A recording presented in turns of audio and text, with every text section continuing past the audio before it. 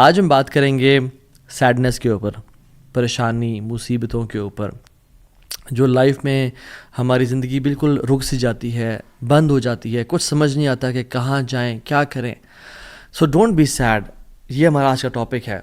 اور ہم 3 پرنسپلز کی بات کریں گے، 3 اللہ کے ناموں کے بارے میں بات کریں گے کہ اگر کوئی بھی شخص ان کی امپلیکیشن، اس کا مطلب اور اس کی ٹرو ایسنس کو سمجھ لے تو اس کی لائف میں جو پرابلمز ہیں وہ ڈیمینش ہو جاتی ہیں. وہ پرابلمز نہیں رہتی، اس کو سکون اور چین نصیب ہوتا ہے. اور وہ 3 نام کیا ہیں اللہ تعالیٰ کے؟ قادر، قدیر اور مقتدر. ان تینوں کا تقریباً ایک ہی مطلب ہے. قاف، دال اور را ان کا روٹ ورڈ ہے. قادر قرآن میں 12 دفعہ آیا ہے، قدیر 45 ٹائمز آیا ہے اور مقتدر 4 دفعہ آیا ہے. وچ شوز کہ اللہ سبحانہ تعالیٰ ہر چیز پر فل قدرت رکھتے ہیں. اللہ تعالیٰ ہر چیز پر قادر ہیں. اللہ تعالیٰ اسباب کے محتاج نہیں ہے. جو مسلمان ان ناموں کو سمجھ لیتے ہیں نا، اور آج ہم سمجھیں گے ناموں کو، اور اس کی وجہ سے آپ دیکھیے گا by the end of the session کس طرح سے ہماری مصیبتیں، مشکلات ہمیں چھوٹی ہوئی نظر آتی ہیں، اور ہمیں کچھ پرنسپل سمجھ میں آئیں گے کہ ہم کس طرح سے اللہ تعالیٰ کی اس سیکرٹ ڈور آف ہیپینس کو انلاک کر لیتے ہیں. خدا کی قسم مسلمانوں ہمیں خوش ہو جانا چاہیے. وہ کسی چیز کا محتاج نہیں ہے، نہ وہ اسباب کا محتاج ہے، نہ وہ لوگوں کا محتاج ہے، نہ وہ ٹائم اینڈ اسپیس کا محتاج ہے، نہ وہ لاز آف فزکس کا محتاج ہے. ہر چیز اس کی محتاج ہے، وہ کسی چیز کا محتاج نہیں ہے. So great news to all the Muslims. اگر ڈاکٹرز نے جواب دے دیا تو کیا ہوا؟ وہ قادر ہے، قدیر ہے، مقتدر ہے. اگر رشتہ داروں نے چھوڑ دیا تو کیا ہوا؟ اگر رشتہ نہیں ہو رہا تو کیا ہوا؟ اگر کاروباری لوگ جو ہیں انہوں نے آپ کو دھتکار دی اور سائڈ پہ کر دیا تو کیا ہوا؟ His doors are still open. وہ مسبب الاسباب ہے.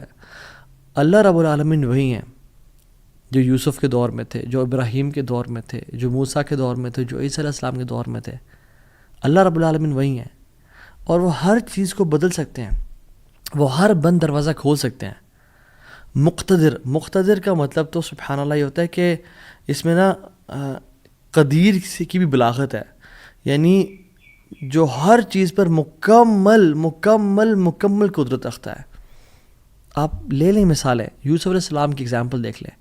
ایک بچہ جو کہ بالکل اپنے انفینٹ سے نکل رہا تھا، اس کو کنویں میں پھینک دیا گیا. وہاں سے اس کو قافلے نے پرچیز کیا اور بالکل for pennies he was sold. اور عورت نے حملہ کیا ان پہ، گناہ کرنا چاہا، جیل میں ڈال دیا گیا ان کو. ٹھیک ہے، وہ شخص جو کنویں میں پھینکا گیا، جو جیل میں ڈالا گیا، جو اتنا بے بس کہ نہ باپ نہ ماں نہ بھائی، بالکل مصر میں ان نون اسٹرینجر، اور وہ جیل میں بھی ہو، نو کانٹیکٹس، نو پی آر، کیا بنے گا اس کا؟ القدیر نے، المقتدر نے اس کو وہاں سے اٹھا کے ایجپٹ کے تخت پہ بٹھا دیا. اللہ ہر چیز پر قادر ہے. ابراہیم علیہ السلام، باپ بھی چھوڑ گیا، باپ نے کہا تجھے میں رجم کر کے مار دوں گا. ہر کوئی ساتھ چھوڑ گیا، حتیٰ کہ سب جمع ہو گئے ان کے خلاف، اور ان کو برہنہ کر کے کیٹاپلٹ میں ڈال دیا. اور وہاں سے جب آگ میں ڈالنے لگے تو کیا پڑھا ابراہیم نے؟ حسبی اللہ و نعم الوکیل. مجھے اللہ کافی ہے.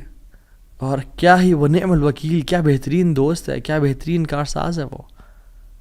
اور اللہ تعالیٰ نے وہ کس طرح کا قادر ہے، وہ کس طرح قدیر اور مقتدر ہے کہ اس نے ہواؤں کی ڈائریکشن کو نہیں پھیرا، نہ ہی اس نے سمندروں کے رخ کو بدلا، نہ ہی اس نے کوئی پرندے بھیجے جو کہ اس پانی کو، اس آگ کو ٹھنڈا کر دیں پانی پھینک پھینک کے. نہیں، بلکہ ڈائریکٹ اس آگ کو کہا جس کی صفت ہے جلانا، قُلْنَا يَا نَارُ كُونِي بَرْدًا وَسَلَامًا عَلَىٰ إِبْرَاهِيمَ. ہم نے کہا اے نار، اے آگ، ٹھنڈی ہو جا اور سلامتی کا باعث بن جا ابراہیم کے لیے. کچھ روایات میں تو یہ بھی آتا ہے کہ ان کی صحت کے میں کچھ ارچہ کلام ہے کہ ابراہیم علیہ السلام سے پوچھا گیا کہ سب سے بہترین مومنٹس آپ کی زندگی میں کون سے تھے؟ تو ابراہیم علیہ السلام نے کہا کہ جب میں آگ میں تھا، کہ اللہ تعالیٰ نے اس کو حکم دیا تھا کہ ٹھنڈی ہو جا، اور اتنی ٹھنڈی نہ ہونا کہ ابراہیم کو تکلیف پہنچائے، سلامتی والی بن جانا. تو those were the best moments that I spend in my life. اور وہ کس طرح سے ٹھنڈی ہوئی کہ صرف ابراہیم کے لیے ٹھنڈی ہوئی، لیکن جو رسیاں ابراہیم علیہ السلام کے ہاتھ پہ بندھی ہوئی تھی ان کے لیے ٹھنڈی نہیں ہوئی. اس رسیوں کو جلا دیا، مگر ابراہیم علیہ السلام کے بال تک کو بھی نہیں جلایا. اور جب ابراہیم اس آگ سے نکلے تو ان کا جو باپ تھا آزر، وہ دیکھ رہا تھا اور کہتا ہے نعم رب ربک یا ابراہیم، کیا رب ہے تیرا ابراہیم. یعنی ایک کافر کو ایک مشرک کو تو یقین آ گیا کہ کیا رب ہے ابراہیم کا. ہم نے 50-60 سال زندگی گزار لی لائف کے، کچھ نے مجھ جیسے نے تو 20-30 سال گزارے زندگی کے. ہمیں ابھی تک رب کی قدرت پہ یقین نہیں آیا. ہمیں ابھی تک آنیسٹلی اللہ تعالیٰ کے مکمل قادر ہونے پہ یقین نہیں آیا. تیسرے پارے میں ایک شخص کا ذکر آتا ہے قرآن میں کہ ایک شخص گزر رہا تھا اور ایک قریہ سے، ایک بستی سے گزرا، ویلیج تھا، اور وہ بالکل یعنی آپ سمجھ لیں رونز تھا، وہ بالکل کھنڈرات بن چکا تھا. تو ان کے ذہن میں ایسے ہی خیال آیا who will raise them up، کون کھڑا کرے گا انہیں دوبارہ. ابن کثیر اور باقی لکھتے ہیں کہ وہ عزیر علیہ السلام تھے.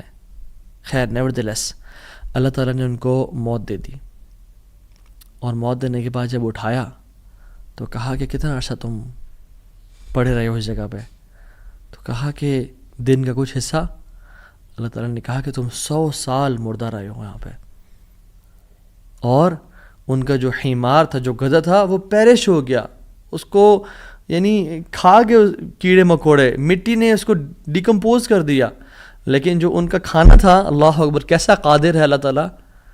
فانظر الی طعامک وشرابک لم یتسنہ، اپنے کھانے کو دیکھو اور اپنے پینے کو دیکھو، اس کو کسی نے چھوا بھی نہیں ہے.